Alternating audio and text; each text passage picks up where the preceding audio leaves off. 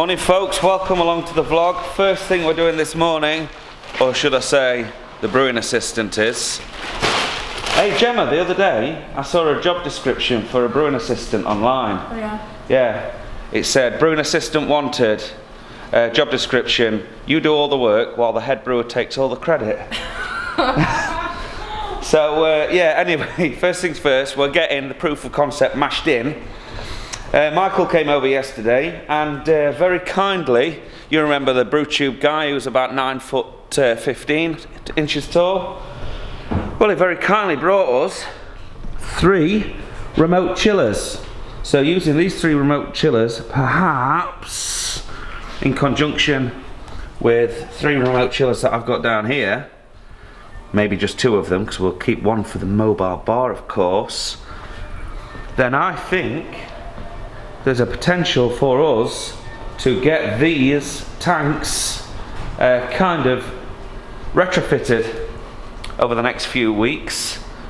But of course that's not going to get in the way of brewing some fantastic beer. That comes first. So we've got beer Monday, beer Tuesday, beer Wednesday, and then we've got accountant Thursday. So that'll leave me Friday free to play around with a bit of cladding. Isn't that right, Chancey boy? Right, so I'll set you up on the tripod and well, you can bear witness to us getting most of the brew kit ready to go this morning. So cue some really weird music that somebody's going to complain about.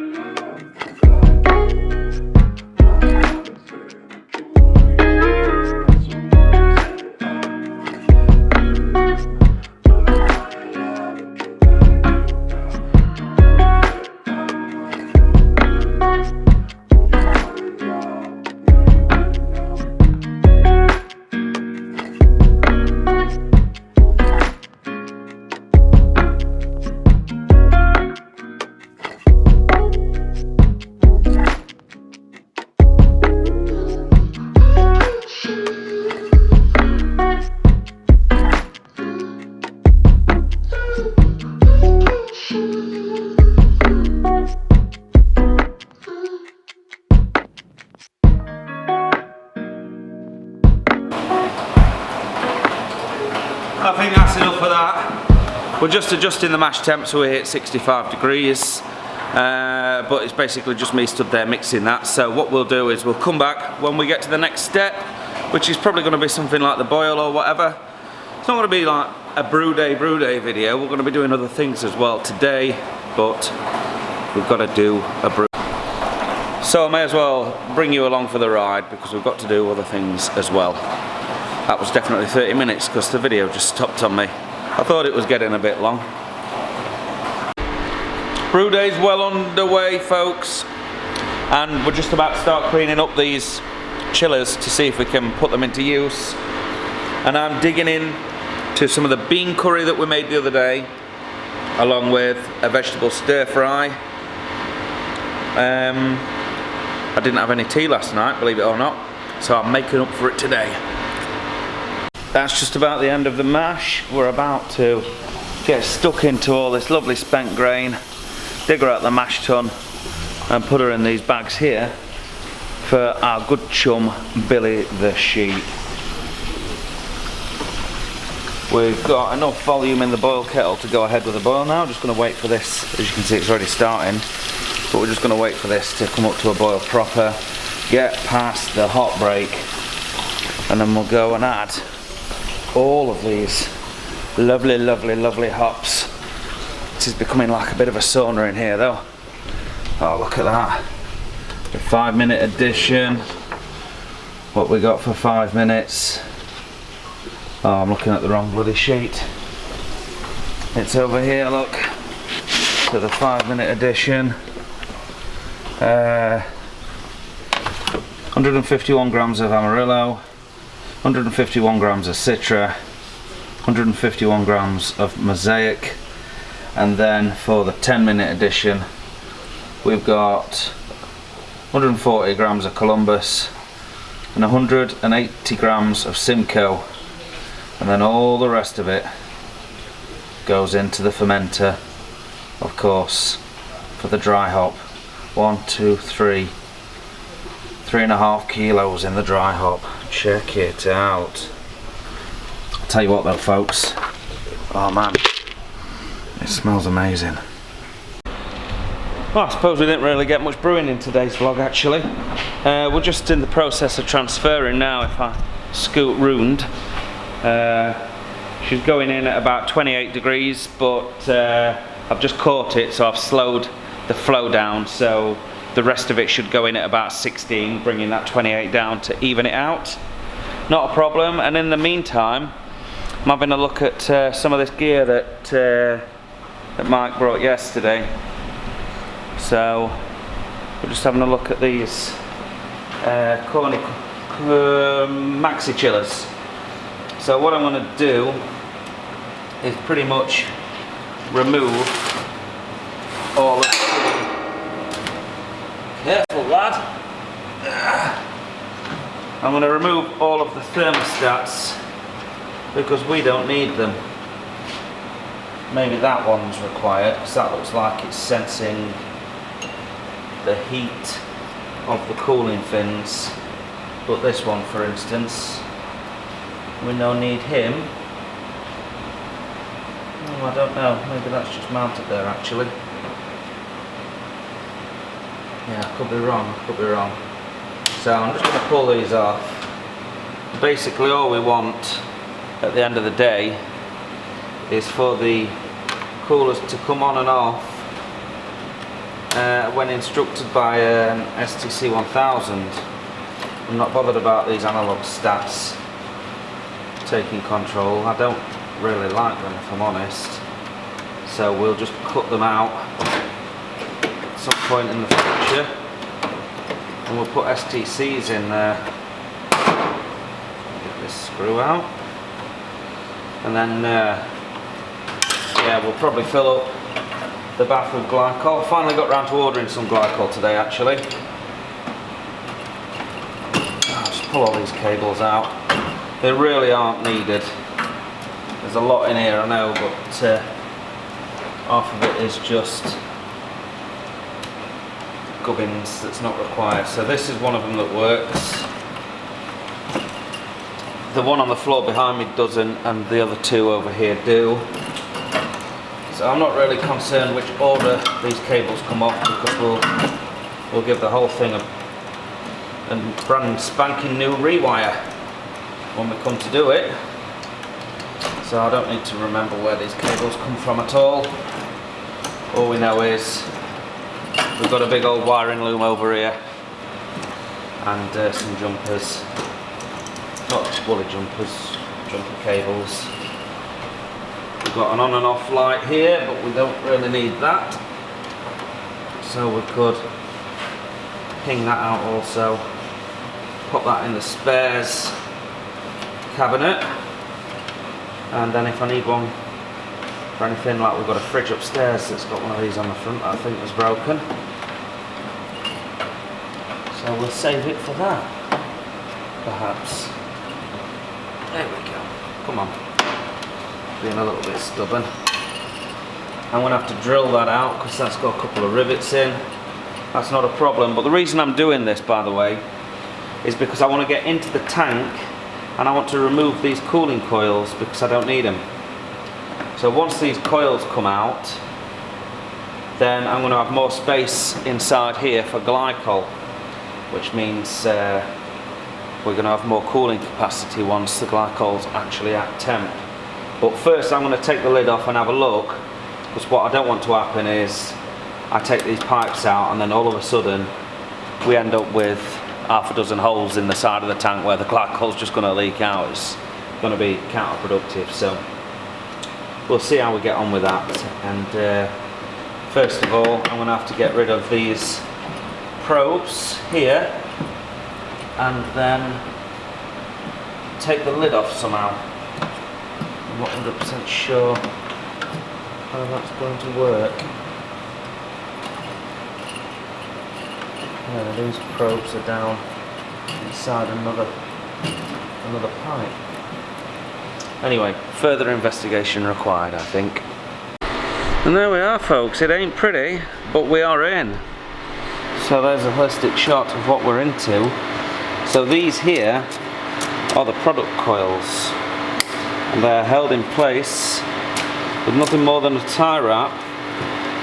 And I can see that on this side of the machine, they've got a couple of circlips on there. So if I can back these clips off, then the whole thing will go that way, because it's got some welded rings on the back. Then all these product coils will come out, just leaving the copper coolant coils behind.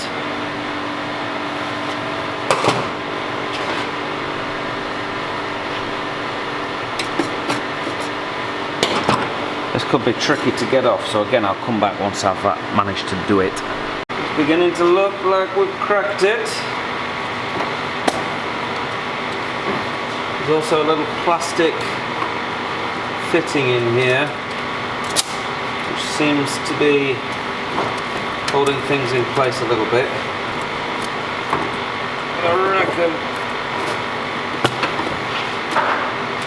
reckon I can navigate that without doing too much damage to the pipework.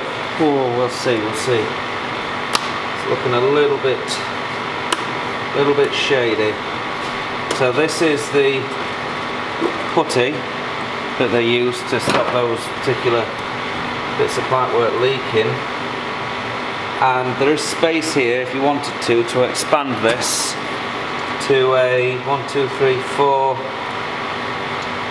4 line chiller. So how do I get this bad boy out? Actually not as easy as I originally thought. Just those bits of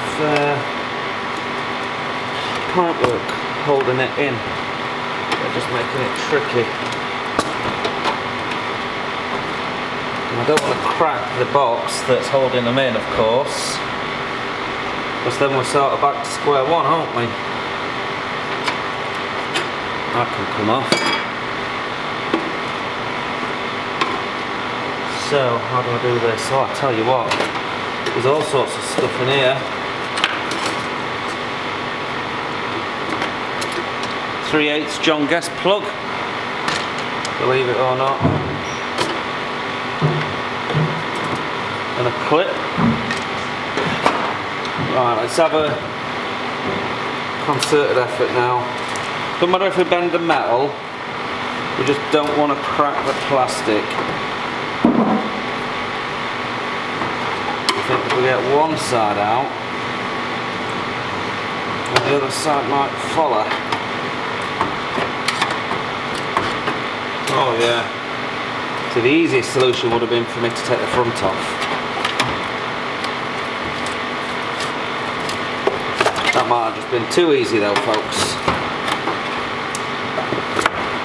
You know what we like to do. The most difficult solution to a problem is normally the one that we take. But there we are. There's your stainless steel product coils out of the chiller. I'll pop that down here for now. That can be cleaned and then put away in case we need that again in the future for something. And you can see in here, well, they're your cooling coils around the edge of the tank. They run into the compressor. Of course, the compressor and this heat radiator here, this condenser, is where we're going to lose all the heat, and then the expansion happens in here, and as it expands it cools, thus taking heat to the other side of the This is basically a little heat pump, is one way of looking at it. There you go, to give you an idea what we've just taken to pieces. So the idea behind that was to give me more room in the reservoir tank to be able to put a pond pump or something like that, so I can fill it up with glycol and recirculate the glycol. Having looked at this now though, I'm thinking, can I take it one stage further and actually build another tank for it, a deeper one, to sit these in and use them independently of the Maxi chassis that they come with. I'm not sure yet, but it's a distinct possibility that we could probably do something like that. Well, that's it folks, I've got both of these tanks on the floor, not tanks, chillers on the floor rinsed out. They're going to be good to go to be tank temperature control chillers. We've got the FV full of proof of concept. We've got the boil kettle recirculating with caustic in it, and if I do this like we did the other day, that is now ready to come on in the morning autonomously, and it will indeed clean the boil kettle before we get here. All I'm going to have to do then tomorrow is mash in and rinse the kettle out, which I can do while the beer mashes, and we're ready to go ahead with tomorrow's brew day. Now I'm leaving at 3:30 today because I want to start obviously getting these tanks up and running, and I need electric blankets, so I'm getting the 16 quid double bed electric blankets from Argos, but they don't have any locally. I could order them in and they'd be here for Friday, but quite frankly we may as well go and pick them up tonight, save on postage and what have you. So they've got some in Mansfield. There's an Argos and a Tesco next to each other, so we'll cruise across there, probably have some tea in Tesco's and pick up the blankets from Argos while we're there. So I'm going to wrap up today's vlog folks. We'll see you tomorrow where we're going to be brewing the Vacant Gesture and continuing to play with these Maxi chillers that we've got.